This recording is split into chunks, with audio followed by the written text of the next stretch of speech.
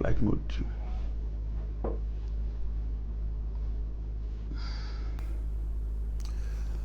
Good morning to you. You know that it's not always the way I welcome you to this program anytime we are coming from Abuja. I welcome you with considerable excitement and a desire to interact with you. But this morning, the topic we're discussing doesn't warrant that kind of excitement. In any case, I should still welcome you to Signature Morning from Abuja studio. My name is Nwabu Zenjok. The president is back from Benue State. He went there to commiserate with the people. He went there, as it were, to see things for himself.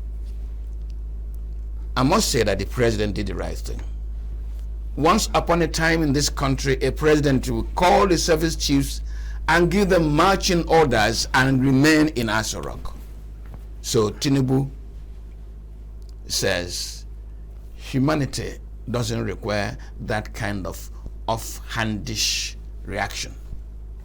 Go and do it, and he sits back. Again, let me tell you this morning, I'm not going to be dealing with numbers. 210 people killed in Benue, 13 communities displaced, and all that. We in the media have reduced the life of Nigerians to statistics, to numbers. And numbers are cold. Numbers don't have humanities in them. This morning we are going to deal with the Benue crisis as a human factor.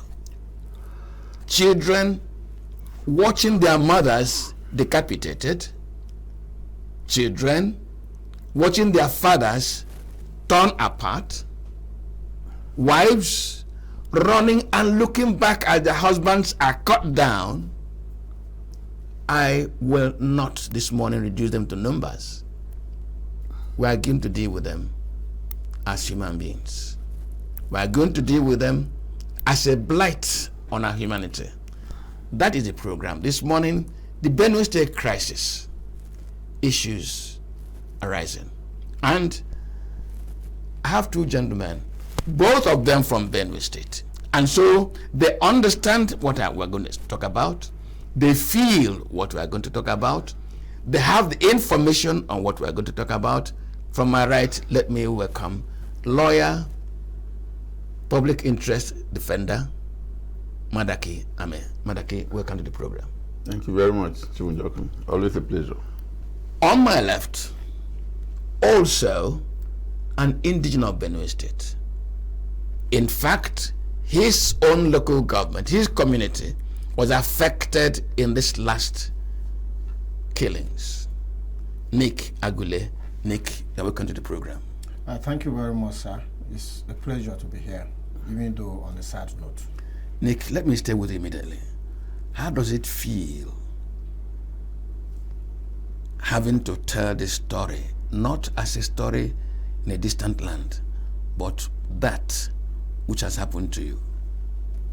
It feels very sad, but just in terms of the narrative, I consider myself to come from Boko because that's where I was born and bred. My father is from Vandeka. These are two different local governments in Benue. Incidentally, these two local governments have not yet experienced what is happening. But you are right to say that it has happened to me directly. Because not only that it has happened to Benue people, but it has happened to humanity. And we're all humans. And anywhere we see something as bad as this happen to humans, we should be concerned. It's a personal loss for all of us because these people did not deserve this. All they want to do is to farm. And even the farming, they are not receiving the necessary support. As we speak today, the farmers are in their farms, bending down with their brute physical energies to till the soil. Whereas if they were supported, they would be sitting on machines to do the farming. And the farm that you mechanize will produce 1,000-fold more yield than the farm that you are using your physical energy. So despite that, all they want to do is to produce food, fend for themselves and for their families, and feed the nation. And to think that they will just be in their sleep, they've not gone out to attack anybody, they are just sleeping after a hard day's work, looking forward to the next day's work. And then somebody, crashes through their door and pours petrol into the room and sets it on fire, incinerating everything that is in that room. Men, women, children, their youth, everything. In the 21st century, this thing is happening. And then we hear official response like it is reprisal attacks, it is warring parties, it's communal issues, it's political issues. And the response is that go and reconcile. We'll come to that. So it is terrible that it's not only happening, but the response is not encouraging. We'll come to the response. Yeah. Madaki, this Nick says is happening to flesh and blood. You're a public person. How does it feel to recount that you could lose 100 persons in one night? Not because of a crime they committed, but for being simple folk taking out every day's living. Yeah, it's really, really disheartening. And, just like my brother Nick have just said, it's a cause of grave concern, especially because the people just desire to live in peace, to sleep and wake up, to raise their families, to the extent of their limited financial resources, and just be themselves, But when the operating environment where all this is supposed to take place is not being created by the government, whose sole and primary responsibility is actually to guarantee the safety of lives first, the safety of property second, then it raises the larger issue of whether there's any form of governance going on in the country at this time. And the challenge that this throws up is that, of course, everybody is focusing on Yelewata and the incident that took place there recently, where a huge number of people decided that we're not going to talk about numbers, because most of the time numbers are not even accurate. People believe that there are usually more casualties than it's reported in the media, and it's also not fair to reduce this to actual numbers, because Nigerians begin to look at the importance of we have been so dehumanized that we now look at the importance of events based on how many people is this an issue? How many people are killed. They say, I've heard one government official say only 10 people. Only 10 people. And that contrary to the wide reports of hundreds of people being killed, that actually only 10. One is not even only, because we are talking of human life, we are talking of people who have families, we are talking of people who have an expectation of life for themselves. Their life goals just thwarted by one act of brigandage, in one night, which the government just continuously fails, to do anything about. And I think that's where the whole huge challenge lies. Yes, we're talking. The whole of Benue is more like a war field, right, as it is right now. They're killing our brothers in the Tiv area. That's how they're also killing our brothers in the Idoma area. Apa, Agatu. Those two local governments, have been in, under the grips, of terrorist attacks, for a long time. And they don't even keep it there. The other day, a whole busload of people just traveling along a federal road, where it was hijacked. Everybody inside, robbed and kidnapped and taken into the bush. Up to now, we don't know where they are, So when things like this begin to happen and you have a need to travel from one part of the country to another, you get really worried about whether you should make the journey at all, whether now we shouldn't be using, technology to communicate with each other, across the country, so that people don't expose themselves. Because you can imagine how vulnerable people are when they are traveling along the road. So the government cannot secure people along the road, they cannot secure people in their houses, They cannot secure people anywhere. You know, and then you'll be wondering what the purpose of governance is and whether we actually do have a government. So those are the bigger issues. Now, Nick, the question any worried person like us this morning would ask is, these people killing are not ghosts. So, who's responsible? Now, each time a thing of this nature has happened, either on the plateau in Plateau State or in Benue State, certain groups are always fingered. They say Meiti Allah, cattle breeders. They say armed Fulani herdsmen, imported. Now there is a new inclusion. That is, these things arise from intra-Benue criminality or community misunderstanding. As you follow it, who is responsible? Do you know? Or are we going to say unknown gunmen? So to answer your question directly, I don't know who is responsible, but there is a narrative that we need to look at. Security is at different layers. The first layer is the intelligence, and that layer helps to prevent that security incident from happening. That's intelligence. The second layer is the response. If it happens, there has to be an immediate response to suppress the threat that has manifested. And then the third layer is to now investigate, to find out where this is coming. And the objective of that is to prevent it from happening again. If you go to the root causes and deal with it. In Nigeria, it appears the intelligence is failing. That is why the security incidents are actually happening. And now the response seems to also to be short. So if you look at Yelwata now, intelligence failed.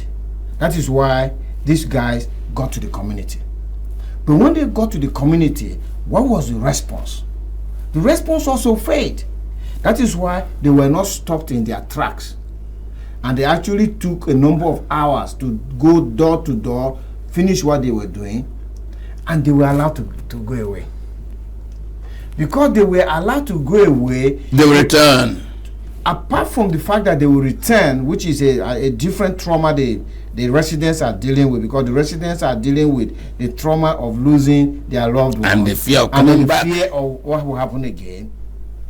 To answer question 3, which is who are the people, then becomes difficult. Because we let them go away. The only way we can find out who they are is if we arrested them. If we responded, even if we gunned them down, because the response answers 2 questions. Do you want to surrender and be captured? Or do you want us to fix you an appointment with God? That is what that is all about the response. And if they choose to surrender, they will be captured. And investigations will be on. If they choose to be fixed an appointment with God, so it happens. Still, there will be investigation. Because when you take their bodies, you pick if they have telephones on them, if they have guns on them, all the kind of ammunition, there could be data you can extract to answer question 3. So question 3 is difficult to answer because the Nigerian security architecture appears not to be doing what they are expected to do. But for me, the narrative that is happening, if you talk to the governor of Benue State, he will tell you it's politicians in Abuja who are responsible. If you talk to the community people, they will tell you it's Fulani herdsmen who are responsible because they probably heard them when they were speaking as those who escaped, right? If you talk to the chief of defense staff, he will tell you it's militia, local militia. And even the ones that came, they were housed by the community and all of that. So there are all those different narratives. But for me, the Nigerian government, like Barrister Madaki said, the twin duty of government as enshrined in our constitution, section 14 subsection 2b, is provide security of lives and property and welfare. So if Nigerians are being killed, then it shouldn't matter who is responsible. Government has failed. Because if a gunman appears in any community in the UK today, the government is not going to be analyzing who that person is. The response is that that threat must be suppressed, regardless of who is involved. Yeah. Right? It is only when they suppress the threat that they now begin to check, did he act alone? Where did he come from? What are his motives? They will go to his house, collect forensics to try and check. But first and foremost, the response must be there. So like you rightly said, if this government come back to Yerewata today, this night, if they come back to finish up the job, does the Chief of Defense Staff or the Inspector General of Police have anything in place to stop it? Thank you, Nick. Nick has come from the perspective of a feeling. I will tell you a story, Madaki, quickly. It's in the public domain. I don't know how many of us have managed to read it. The Directorate of State Service, as reported in the past 3 days, said they had information on the Benue attack over a month before the attack was launched.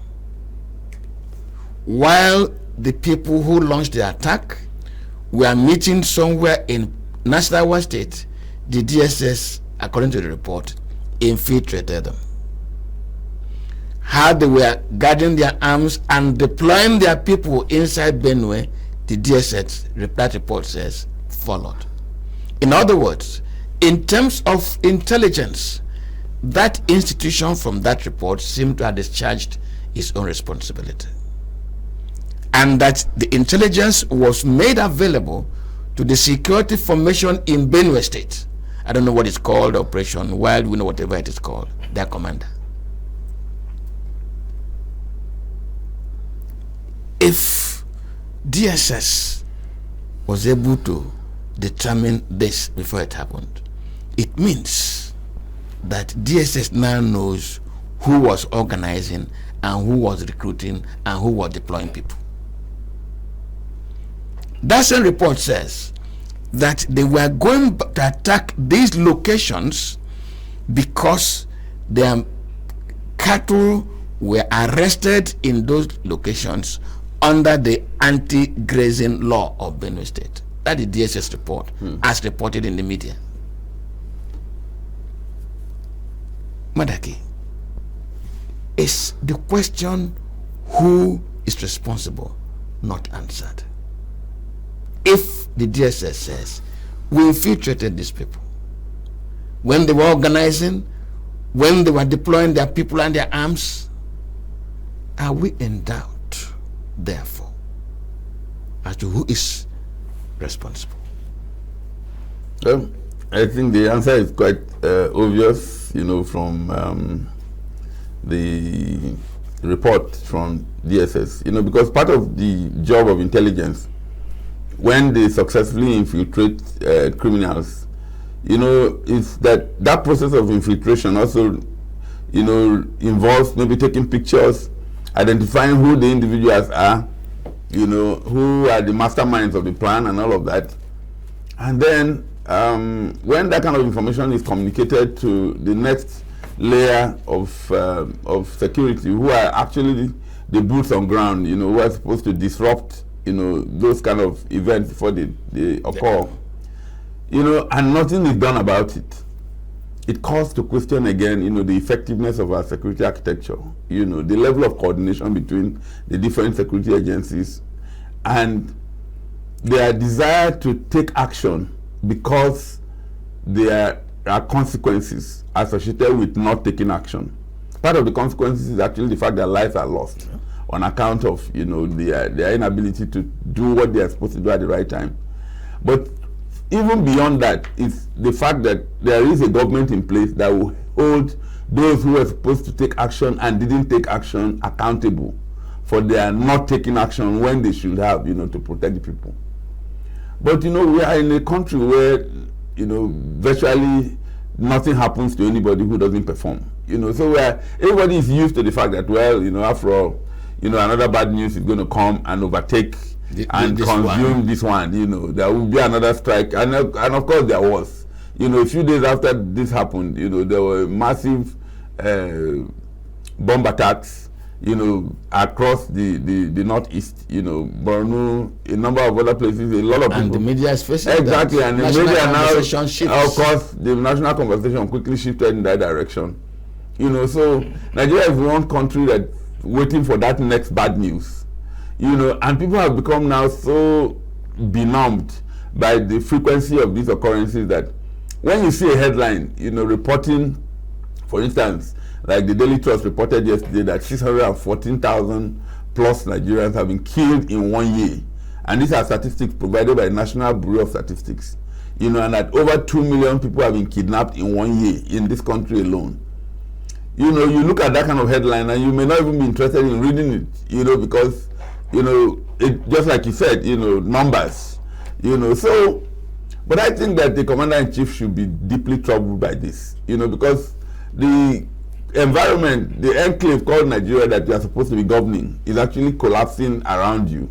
You know, people are dying. You know, the population of Malta is just about 530,000 people. So if they, and that's a country in Europe. So if they killed 614,000 people in your country in 1 year, that wiped out a nation. You know, that has completely obliterated the population of a country like Malta. You get the point, which is an ancient country, been around there for a long time. So, you know, if you put these things in context, then it begins to come home to you the level of failure that we're talking about, you know. So yes, DSS did their job by infiltration and then by reporting it upwards, but I think that there should be a joint coordination, you know, that ensures that such information is reported at multiple levels, and then it's not just in the hands of maybe the commander of that force, you know, stationed in Benue to do something about it. You know, if maybe if there are multiple layers of reportage for things like this, then a more coordinated approach will take place. And then also DSS is empowered to arrest and disrupt that kind of activity instead of just saying, well, we heard about it, we saw it, and we reported. You know, you reported, but you also knew those who were planning. Why didn't you just capture them and prevent them from being able to do this? You know, it shows us how vulnerable we are. And, you know, this is going to get worse because nothing is being done about the ones that have happened, you know, already.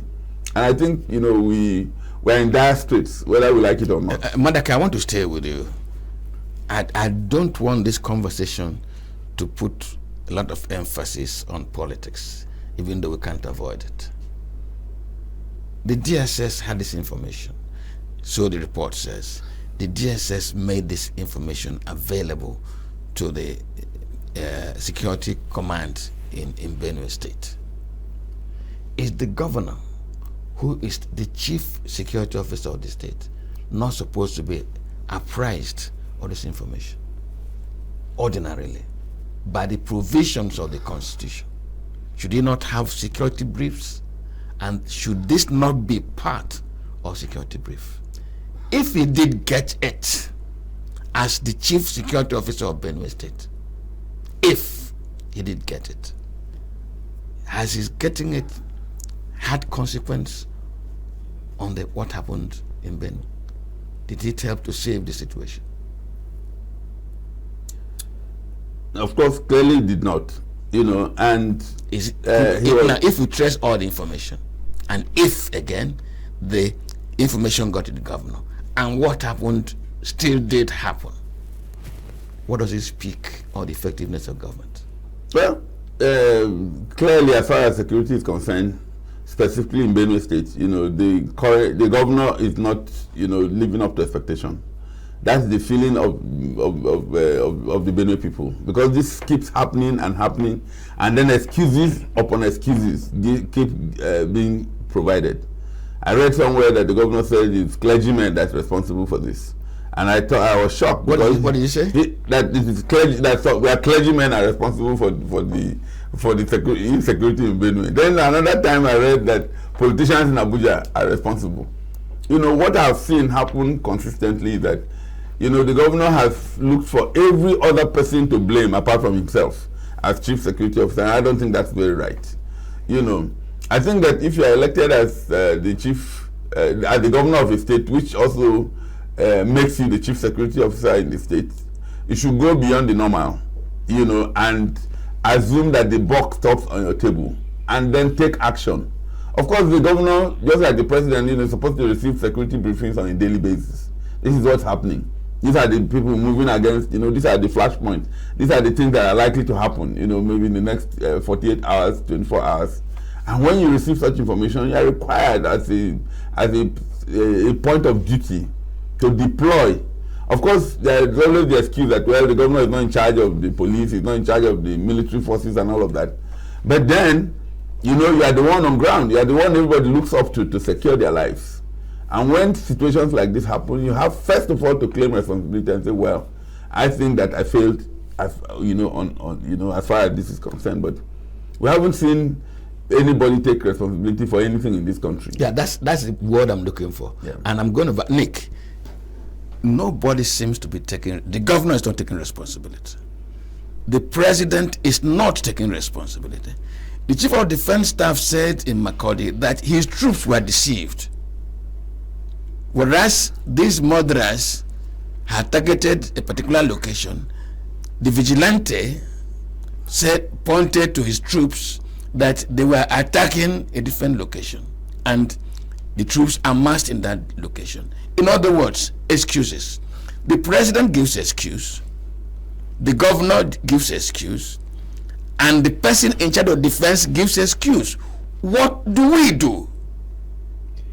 The basic problem of Nigeria, the whole totality of the problem in Nigeria,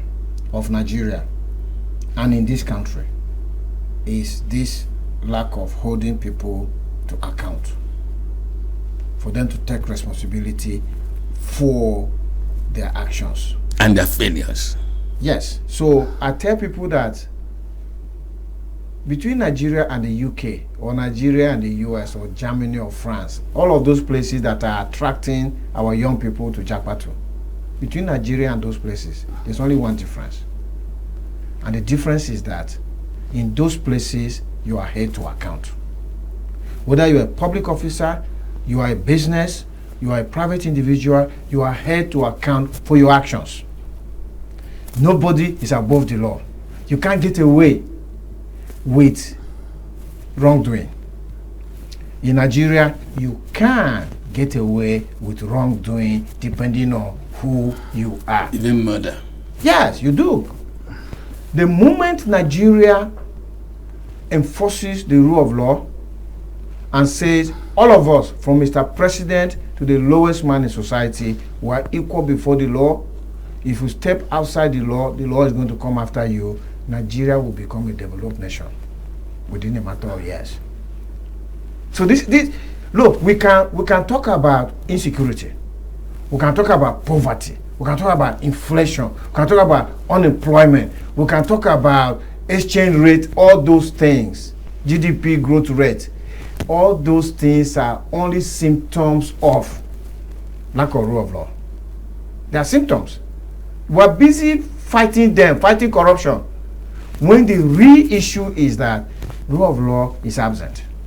Mr. President only needs to have one point agenda, that me as president, I'm standing by the Constitution. And I live under the law.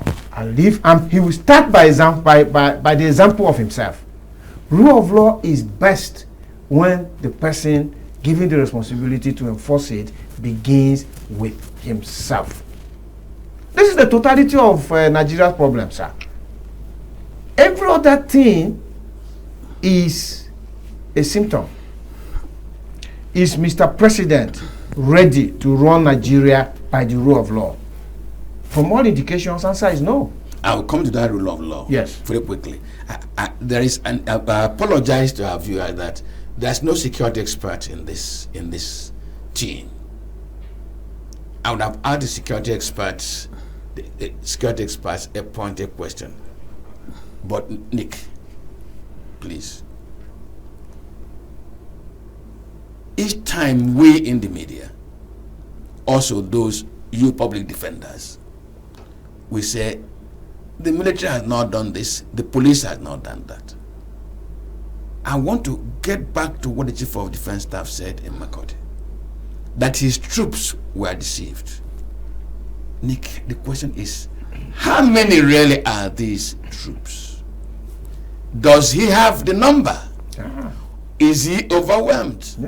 You know that if you get a hound and the game is running in different directions, the hound never really catches even one. Yeah. Because it's only one dog. Yeah. Is the Nigerian military overstretched and overwhelmed? Do you consider it? Yes. The Nigerian military is overstretched and overwhelmed. In other words, no matter what effort the gentleman is making, he cannot pull down a tree without a machete. The Nigerian military is overstretched and overwhelmed for several reasons.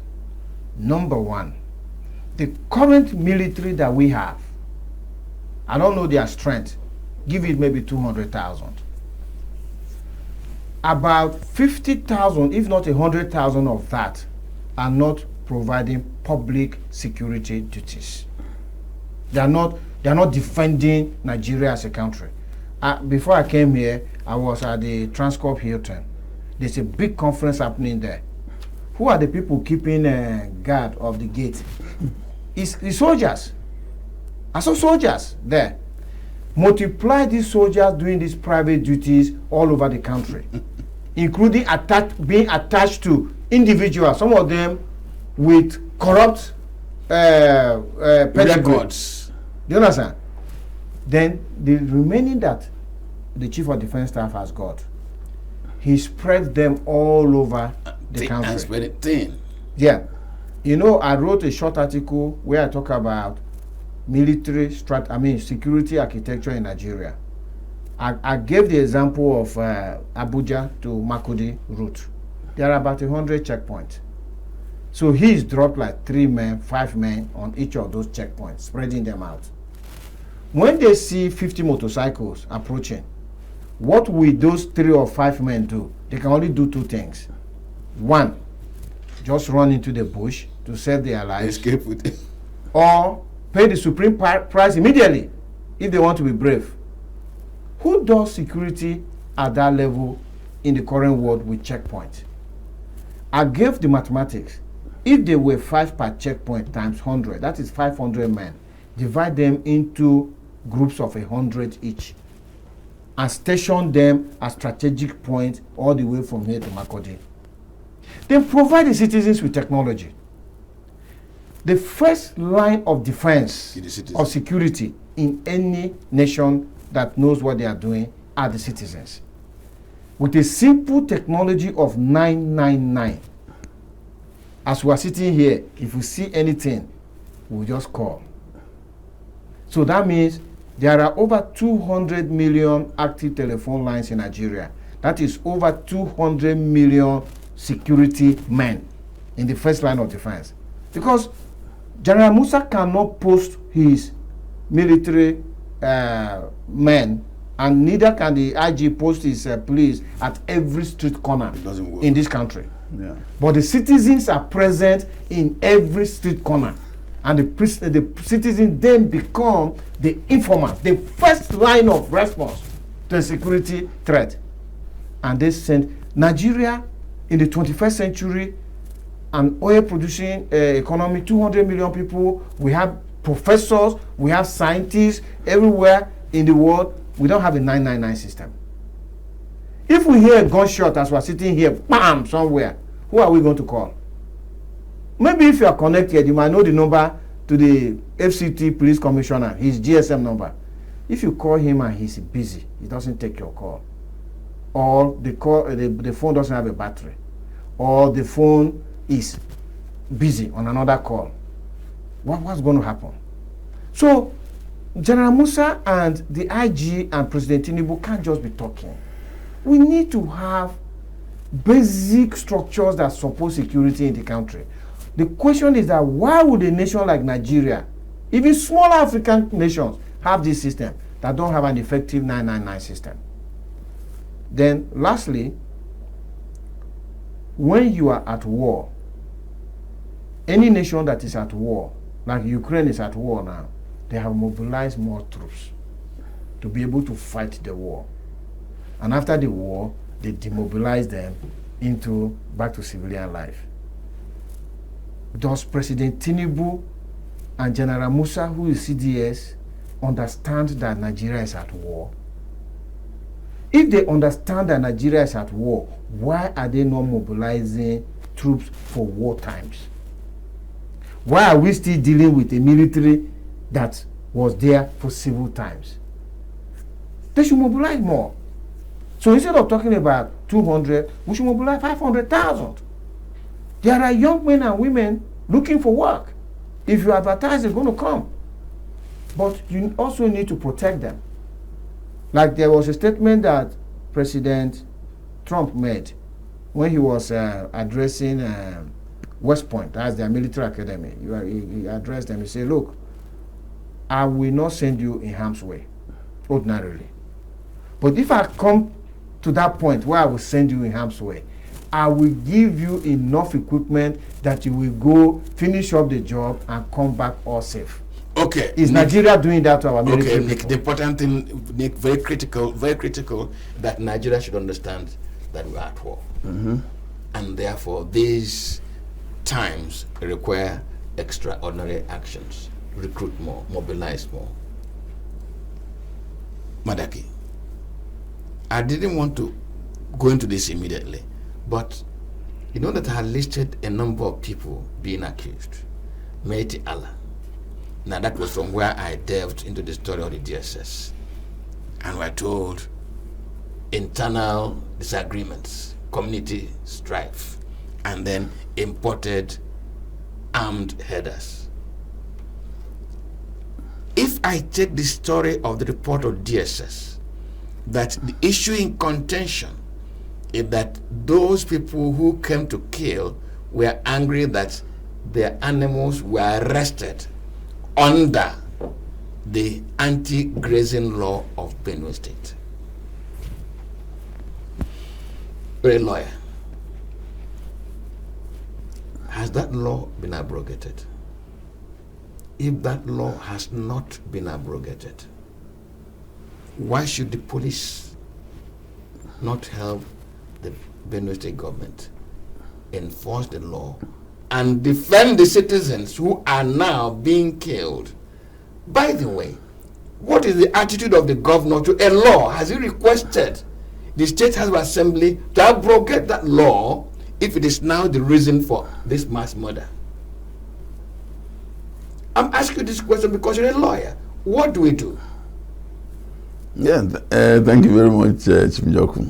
This is actually a very interesting perspective to it, because speaking as a lawyer, you know, the anger, you know, of a citizen or, you know, an offender about the existence of a law does not prevent the law from being the law.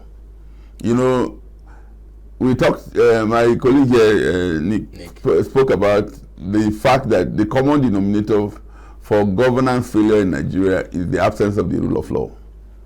You know, laws don't just spring out from the blues. You know, they get passed after going through a legislative process. And when that process has run its entire hog and the law is assented to, it becomes the law. But we are in a country where people who are supposed to enforce the law deliberately ignore some of the laws because they feel, well, come on, you know, this is how we have been practicing, living our lives, you know, for generations. Let's go back into this idea of going to invade entire villages, killing, maiming, you know, decapitating human beings because some animals were arrested. Okay, you know, at least that pins down and removes all the other narratives around, you know, maybe there are ethnic crises, you know, reprisal attacks. You know, people have come out to openly say they attacked, you know, they arrested our cows and we are angry that a law made properly by the state assembly and signed by the governor is actually being enforced. And then nobody does anything about it. You know, well, it all goes to, you know, it all again boils down to the absence of governance, quite frankly, because that alone should lead to outrage. Why would cows be allowed to roam about, you know, and destroy other people's livelihoods just because that's the way it's been done, you know, for generations? Who are we as human beings? We would have still been riding on camels, you know, camels back up till now, if nobody invented the locomotive engine, which eventually, you know, now dovetails to what we have today. There are some practices that are completely primitive, that are completely antithetical to existence, you know, in modern times. What prevents people from, you know, if you must do the business of animal husbandry, what prevents you from doing it according to the world's recognized best practices, where you actually keep them in a place and then you feed them for the market? You know, the rate of production is even better. You know, you know, what you get out of the cows, you know, or other livestock you are rearing is better if they are in an enclosed environment. You know, can you even imagine the fact that even here in the Federal Capital Territory, cows are allowed to roam about, you know, to look for grass, for fodder wherever they can find it, and nothing is being done about it. You know, so the outrage remains that, you know, the best way to do livestock business is still within an enclosed space, so that people don't trespass into other people's you know, livelihoods, and then it leads to conflict. But we have known this all along. We have mounted this all along. We have been talking about this for, you know, for decades, but nobody does anything about it, because some people are afraid of you know, saying it the way it is. You know, when incidents like this happen, everybody is running around trying to provide one excuse or the other, no matter how irrational. But it goes back again to you know, effectiveness of governance, and, you know, that zeal to get things done and to right wrongs that are committed. But I can tell you that at the end of it all, you know, after this particular outrage is over, it's already waning, you know, it's no longer making the news. You know, when it's over, people are waiting for that next bad news, and nothing will be done. You know, if you come 5 years down the road, you know, those who have died as a result of this attack and several other attacks across the country have died for nothing. Madaki, Nick, let us give this first part of this conversation a cap. And I'm taking a cue from the last comment you made. What this crisis has done, by the way, this crisis did not begin in this very instance. I do not want to go back as far as 1963, the Tiv riots, how Sardauna was accused of instigating the Tafawa Balewa government to deploy the military, and how the people of that area were killed, and the comment made by Aminu Kano, who said that the emancipation of the Talakawa should not be a reason to kill.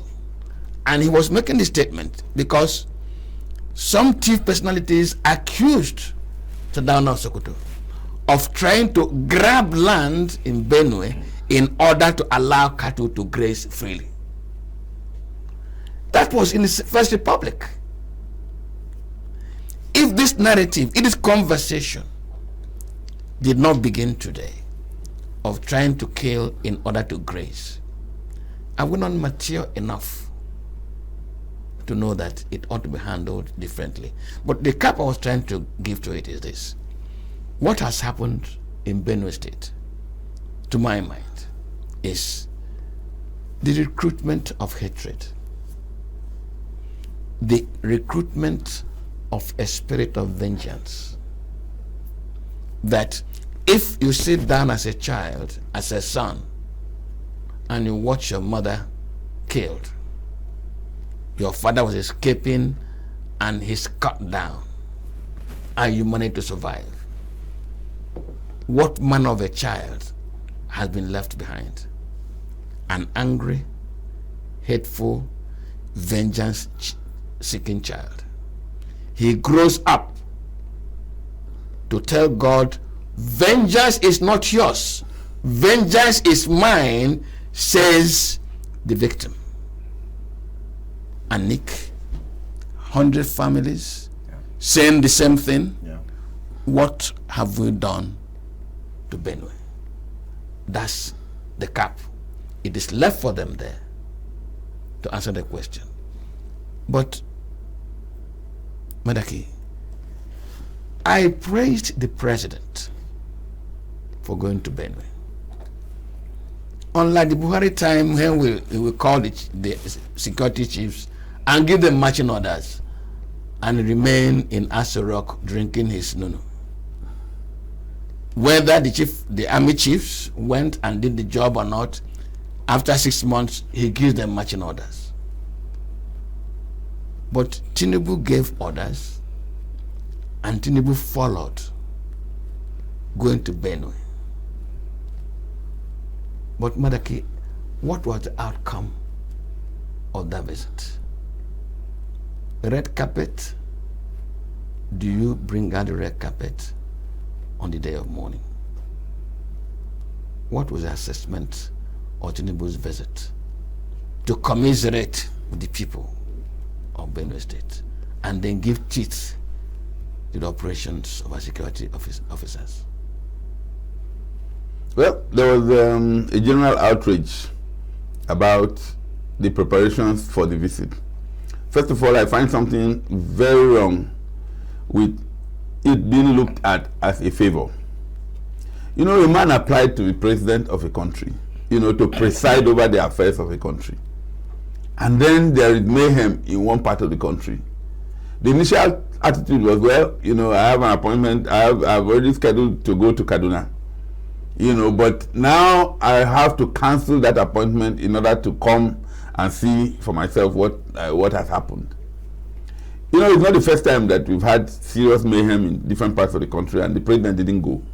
You know, and I don't think it's even just restricted to the days of Buhari. You know, even this particular president has hardly gone to any of the flashpoints, you know, where disasters took place. You know, apart from, you know, this sort of situation that just happened.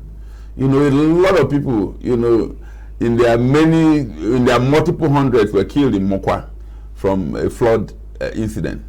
The president didn't go there. Ordinarily, you know, what I see happen in places where governance is effective is that the president stands ready to be anywhere at any time that there is a need, you know, to show empathy and to also show government presence. And it's not to go there and start discussing politics or, you know, like it was done in Benue, circulars emanating from the governor's office and his aides asking people to go and sew uniforms and line the streets to receive the president, you know, into the country. I've never seen anywhere where they sewed uniforms, you know, and rolled out the red carpet at a funeral, you know, at a place where people are supposed to be going to commiserate with people who had lost loved ones who had not even been buried at that time. It's an anathema. It's a complete, you know, there are many fests in Nigeria, and I think this is probably one of those such fests. There is a crisis. The president is supposed to go in military gear, war regalia, you know, to say I need to, you know, to rein people in, and then you say you wear uniforms, sew uniforms, you know, support groups, you know, should come drumming and dancing. I think it was particularly, you know, shameful. Nick, what happened. Nick, Alia is a priest. Yeah. He knows how to administer Holy Communion. Yeah. He's found himself in government house. Some people defined this presidential visit. Some people prepared for that event. And in defining it, they defined it as an extravaganza, a celebration. a fun fair instead of defining it as a burial ceremony. Correct. Who should lose his job this morning? Because Allah, who is a reverend father, is completely ridiculed. Instead of putting on a mourning cloth, those who define it for him, he's not a politician, he's a reverend father, and this is not a matter of administering a sacrament, it's governance. And they misdefined it, and have brought Benue State to shame, and that's the reason we're discussing this morning. Who should lose his job? You are absolutely correct that the Benue State government misdefined a condolence visit with a state visit. So they were putting up what will normally happen in a state visit for a visit that the president was to make as commander-in-chief, to go and see the troops he has deployed and condole with the people of Benue. And actually visit. For me, I was so sad that he couldn't visit Yewata himself. Exactly. Because by merely going to the teaching hospital to see survivors, he said, oh, his heart was broken. But if he had gone to see the devastation of Yewata, to have seen the corpses that were charred, some beyond recognition, in their homes, I think he would have taken something back to Abuja with him to say that, look, I have this to give can a be different approach to this. And that came about because from what I hear is that, oh, the road was flooded. No, I didn't hear. The president in his speech, Yeah. which we have here, said the rain was heavy and that the road was bad. So for me, that again shows how lack of planning is one of the biggest problems of Nigeria. Elsewhere, The Nigerian military. that visit would have been properly planned. Some people would have checked the weather. They would have known that it will rain and the road will be flooded, and they would have made all the alternative arrangements for the president to get there. A chopper flight would take less than 5 minutes from the Makudi airport to Yewata, right? And he also should tell the president the quality of roads that we are getting, of what road should flood once it rains. That means it was badly constructed. So it is something he needs to talk to the Minister of Works for, because it is a risk now. Because there are a lot of Nigerians, they are impatient. Even as the road is flooded, they want to get to where they are going. And that is how we have seen cars washed away with lives inside. So that is by way of digression. So let me come back to the point. So the Benue State government made a very big mistake. Now, who should be held responsible? Please. It depends on what happened.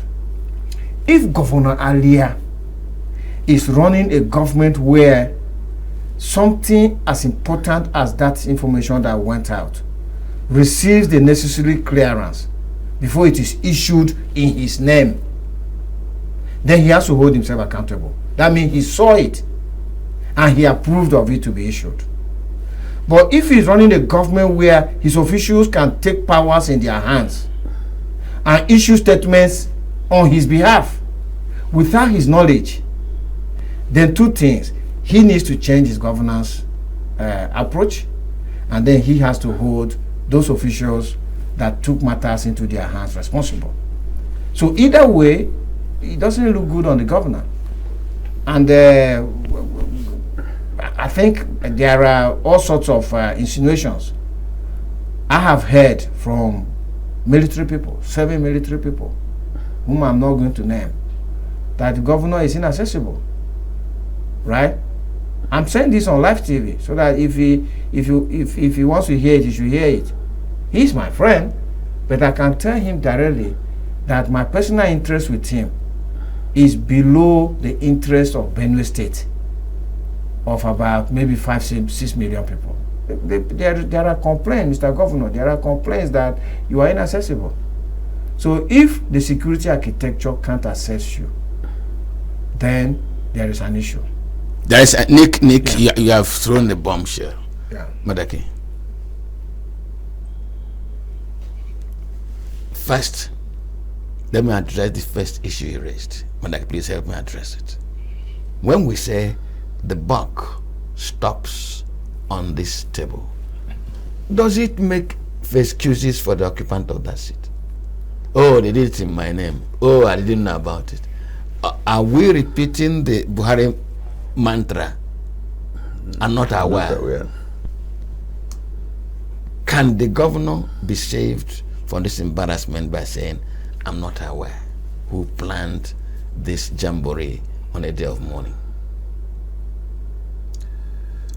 Well, he has to take responsibility. Simple. There's no other way. You know what I mean? Like you said, the buck stops at his desk.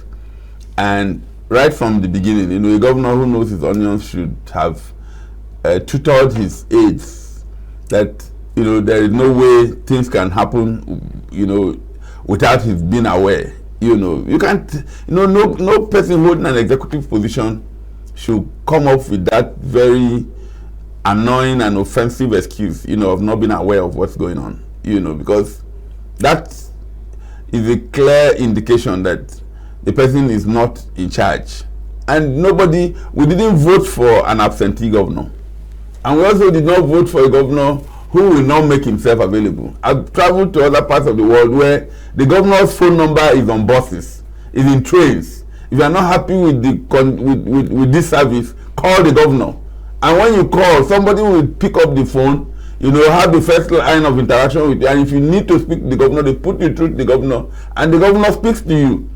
So how can security agents who are supposed to be, supporting governance in the state, by providing security, say that the governor cannot be assessed? If he's not making himself accessible as a civilian, democratically elected governor who goes to beg for votes, every 4 years, then who should be accessible? How does he campaign for election, for instance, if nobody can see him? And I think, we also have to draw a clear distinction between, governance and the pulpit. It may well also be that, people who operate from the pulpit who are not used to being questioned, by the nature of the way it happens. The priest delivers his homily and turns his back and goes to sit down, at the end of the homily. Maybe because there is no feedback mechanism where nobody will raise up his hand and say, that is what you have just said, we don't agree with it. It's like a one-way communication, where it is said and then it walks away. I don't think that. I think maybe if priests must go into political offices, they must reorientate themselves, to say, this territory I'm going to is not an environment where I will not be questioned. People will ask questions and they demand that answers be provided to those questions. So it's really alarming, and I'm not just hearing this from my brother Nick for the first time. Well, the general perception is that, the governor cannot be seen, and that, nobody can proffer any advice on anything that needs to get done. And I think that's fairly high-handed and completely unproductive. Well, gentlemen, you know that by the nature of this business is time-bound. Yeah. I would have honestly wanted to ask you, after all this, what should we be doing to make Benue calm and return it to what it used to be? I think that's a useful question. Kindly give me your last word. Yes, and my last word on this is that the people should provide that first line of defense. You cannot, somebody said the other day that it's only a tree that will hear that it's about to be cut down and will still be waiting for the person coming with an axe. The communities themselves should actually become that first line of defense, and the government should support their efforts, to arm themselves, appropriately to be able to ward off. Yeah, correct. The DJ just said exactly. I said that. Nick, your last word. So my last word is that life is the most important thing in this world. Yes. If people are not alive, they can't enjoy any other thing that the government says they are delivering. It's only people who are alive that can enjoy reforms, that can enjoy GDP growth rate, can enjoy the fact that we are now using less money to service debt, that can enjoy infrastructure. All the things that governments at the federal and state are saying only the living. Only the living can enjoy them. So if Nigerians are not feeling secured, then there's a problem. And to tell you the level of insecurity in Nigeria, look at a typical government official. He's carrying security as if he's going to war. Do you understand? Look at them coming from the airport or going anywhere they are going. They are carrying security as if this is wartime. That is a direct reflection of the fact that they themselves feel insecure. And if they feel insecure, then what about the common man? Well, the common man will have to depend on God, even though they said everyone for himself and God for all of us. But the common man now who feels helpless, does he feel helpless? There are institutions of security. The police is there, the military is there. But please, Mr. President, all I've done is to put all the cards on the table. Turn them up. Look at what they have on their faces. We have said that people don't feel safe. If you don't feel safe, you cannot be in a frame of mind to even be patriotic, to contribute, to think creatively. Those don't work if you're not safe. If you're not even alive, you don't enjoy, you don't even contribute. Let me thank my friends and my colleagues. Madaki, a wonderful, wonderful day coming. Thank you very much. Always a Nick, pleasure, my brother. Please don't run away again. You quickly run away. This country belongs to you and I, doesn't it? No, I'm doing my best for the country. Thank you very much. Yeah. And this conversation is always there for you to raise issues, seek answers, and proffer suggestions on solutions. As we do that continuously, we remain your friend every morning, Friday, Monday to Friday, and my name remains the same, Mabuz Njoko. Thank you for investing your time with us this morning. Let's see it again tomorrow. Bye-bye.